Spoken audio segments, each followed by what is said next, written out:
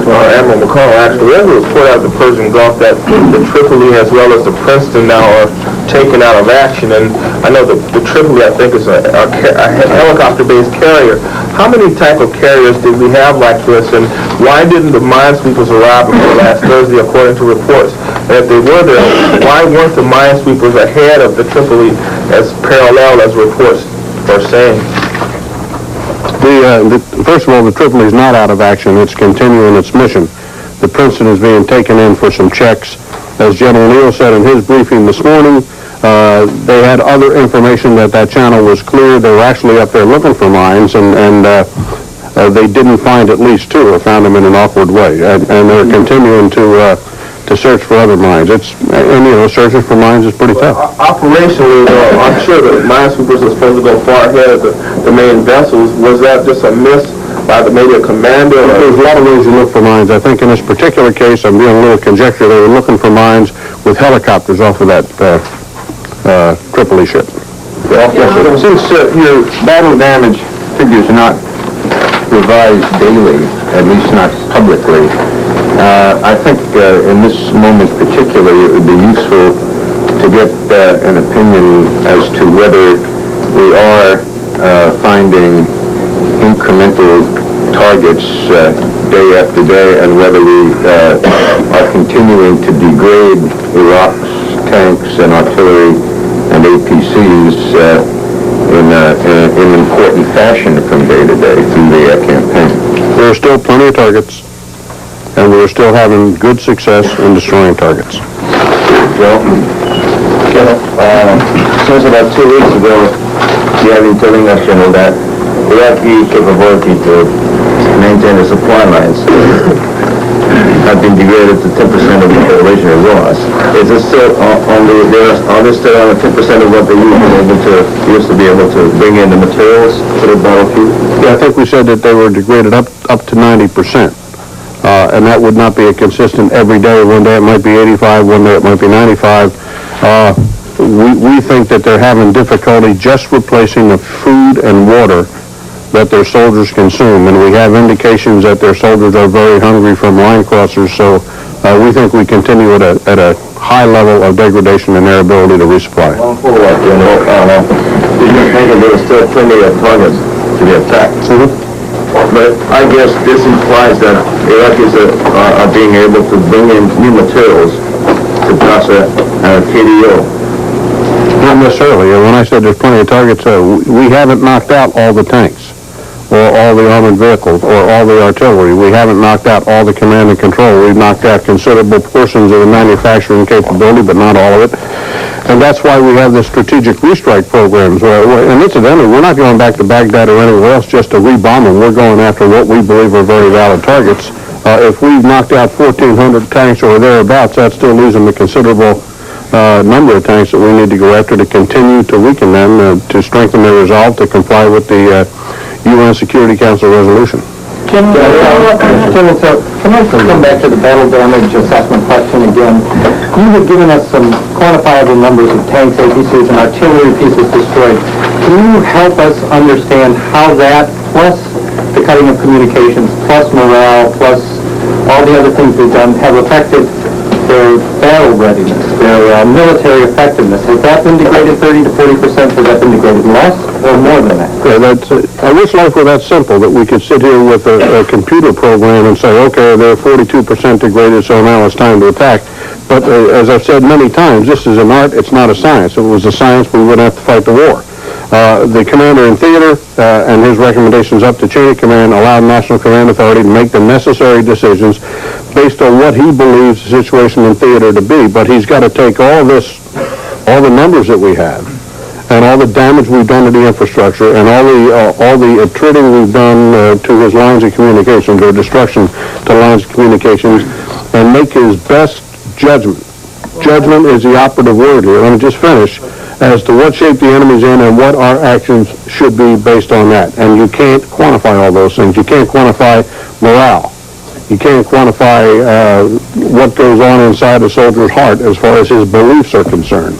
So you've got to just make some judgment estimates on that. Go ahead. I understand all that, General Kelly. I'm asking you for your judgment as to the level of degradation of his military effectiveness. I know you can't put a number on it, but give us a sense of it. We've said a number of times he's been seriously degraded. If you want to get a precise estimate, that would not be released. That's the kind of information that General Schwarzkopf is going to retain within his chain of command up to the president, because very key decisions are going to be made based on that.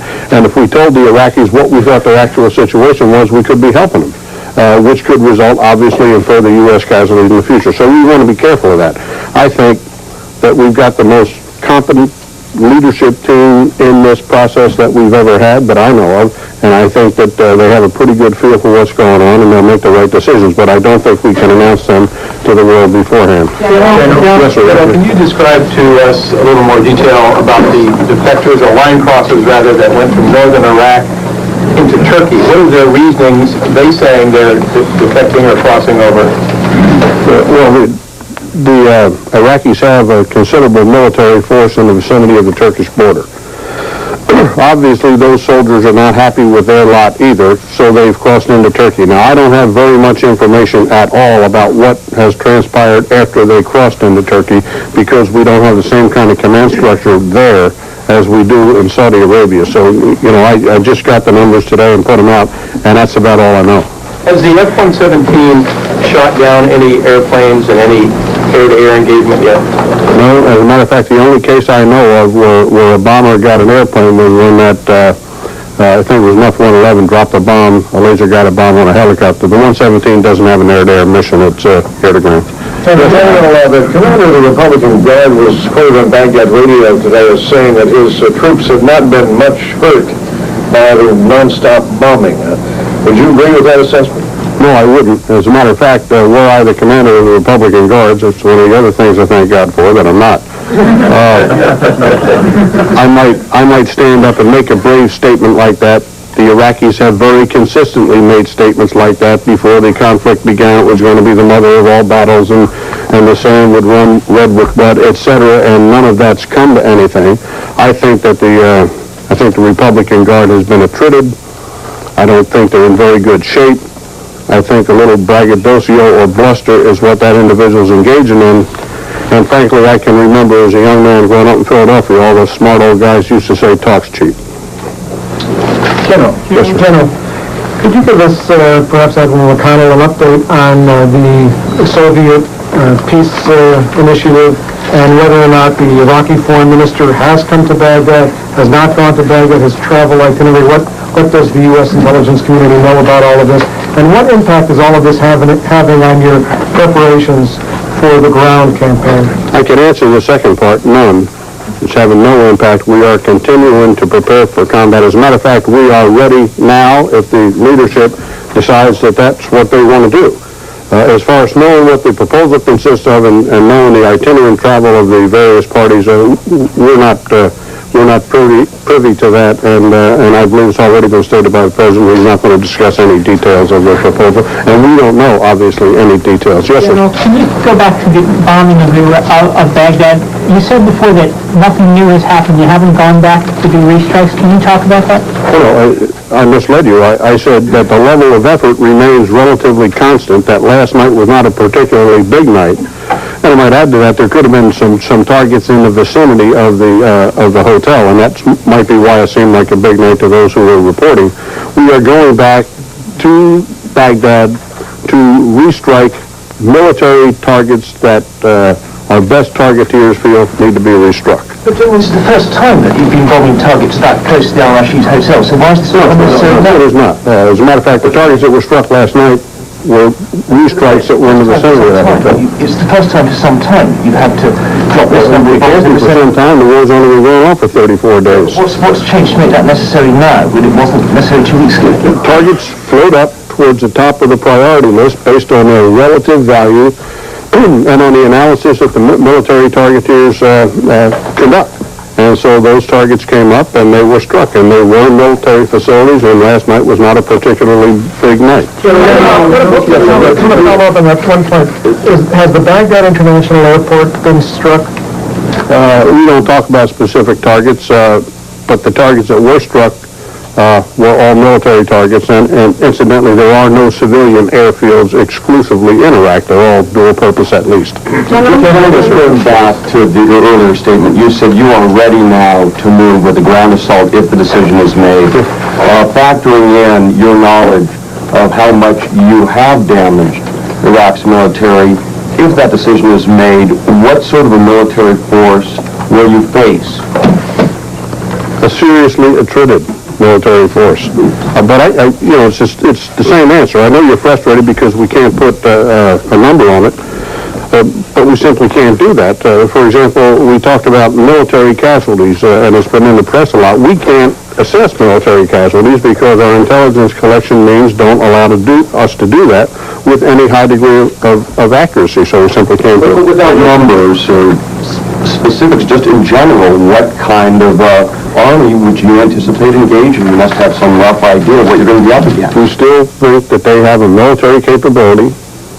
They will probably resist, and it's my opinion that they will be defeated in short order if we initiate a ground campaign. General, if you were to take a snapshot today, would you say that Saddam Hussein has been militarily defanged in terms of his ability to bully in the region over the next, say, 10 years? That's very situation dependent. It depends on what he gets back after this conflict is over. Relative to the other states of the area, Mike, I think you'd agree.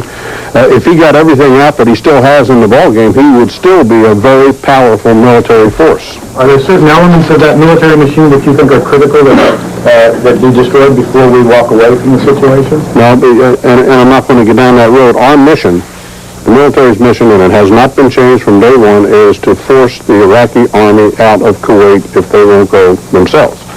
And that's the only thing that we're concerned with. If anybody wants us to do anything else, then they're going to have to give us a different mission. Yes, sir. You talked a little bit about the aggressive patrolling and reconnaissance that you're doing, and Riyadh has spoken about how the border has been widened.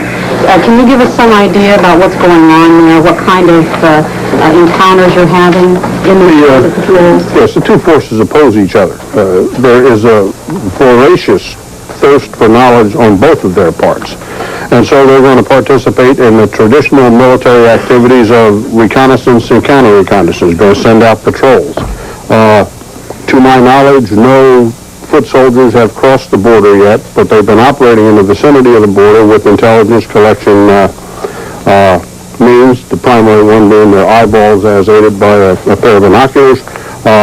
Some Iraqis have come across the border, and in every case where that's happened, it's turned out bad for them. Either they got caught or they headed north in a hurry.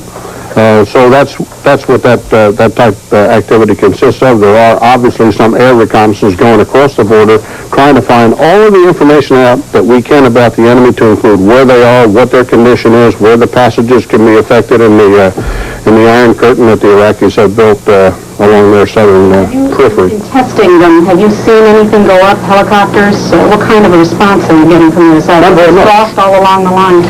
Not very much at all. As a matter of fact, as I said the other day, every time there are artillery fires, it gets silenced. We now have cases where we fire artillery into Iraq and they don't respond to it for whatever reason. One thing they're sure of when they don't respond to it is we're not going to pick up where they are, and that might be the reason. Hey, can I get a clarification on that? Thank you, Admiral. Please. It really is a follow-up and clarification. There was a pool report that I did not personally see, but which was quoted to me as saying that at least one patrol had gone as much as 50 miles across the border. Is that accurate? No ground patrol, to my knowledge, has crossed that border, and I don't believe they have. We'll check on that, Bob. Just, by the way, in further answer to, thank you, gentlemen. Need a charge? They'll be back. Will they? Yes. Okay. Oh, all right. Okay, fine. We have a couple of prints of the airplane photograph. We can put one up here and make another available to some of the newspapers and wires. But back to David's question, what the 30% figure that the Secretary was talking about is one that he mentioned this morning in the Congressional Leadership meeting at the White House. He was referring specifically to armored personnel carriers, tanks, and infantry fighting vehicles, artillery pieces, and so forth. He was talking about hardware, and he rounded it off as roughly a 30% degradation of equipment. He wasn't speaking as a overall characterization of the force. Could you still try to clear up why, I think this is Murtha talking, I'm not sure. It is. Why he says that's 10 to 15, what he was told to make him think that grade of 40% estimate was 10 to 15%. Yeah, I don't sense there's anything new here, David. I think it's the basic reflection of the difference between an overall assessment here based on confirmable evidence that we have here and some of the anecdotal information that they have in the theater. That's part of it, pilot reports, that kind of thing. And the second part of it is a general desire on our part only to discuss publicly, and that would include with members of Congress, that of which we're certain. So it's the same kind of thing you've been seeing here in the last couple of days. There are classified briefings in which the numbers are 10 to 15% higher, is that what you're saying? No. I mean, the number that he gave to the members, the number that he's used publicly is the same number that we talk about every morning in the briefing room. I don't know about everybody else, but I'm totally confused by what the commander-in-chief over there is telling visiting congressmen. I mean, if you read this, it looks to say that we've destroyed, 50 to 55%. No, that's not what he said. If you read Congressman Murtha's opening statement, which I think is what Congressman Murtha and some other members just came back from a visit to the theater of operations. While there, they received several briefings. In his testimony today, he did not use, as best of my recollection from what I've read the transcript, he did not use any specific numbers. He just said he was basically commending the secretary for being conservative in our statements and in our own estimates about the extent to which we've degraded their armor, their artillery, and so forth. When the secretary said, when the secretary used the 30 to 40% figure, he used Murtha or some other congressman, I just don't have his name, said, the secretary is so conservative as he has always been, that he cuts their estimate down about 10 to 15%. You'll have to ask Congressman Murtha why he used that specific number. I don't know. I know what the secretary was referring to as a 30% general degradation figure for equipment. Sort of stuck out in my mind during I was at the hearing with Defense Secretary Cheney when he was asked by Congressman O'Coin about whether or not it was still a target-rich environment, the Kuwaiti Theater of Operations. He said, I don't know if I don't think you were there, but he said that he was going to leave those kinds of opinions to the president. He was going to make an assessment on that, which is in stark contrast to the statement that General Kelly just said and the statements that Cheney himself has said for weeks now. What do we read into it? I learned long ago not to go around and explicate what my boss has just said within a matter of hours. He's capable of speaking for himself, and he doesn't need me to clarify it, so I'll leave it where it is. Let me ask you that. Is it still a target-rich environment? I have nothing to add to what my boss said this morning either. Mark? Yeah, Pete, I'd just like to clear up. The secretary said something to the effect 30 to 40% degradation of the forces he has deployed there. Forces are those falls far short of U.S. requirements. The president says he was very frank with Mr. Gorbachev in explaining U.S. concerns about the initiative. To the Iraqi government and its people, why is it that it's all right for you to invade Kuwait, commit all sorts of human rights abuse there, and deliberately bomb civilian targets in Israel, but when your civilian population is hit unintentionally, mind you, that is not all right? Why? And if you would like to write a letter, here is the address, Box 740166, Atlanta, Georgia, 30374-0166.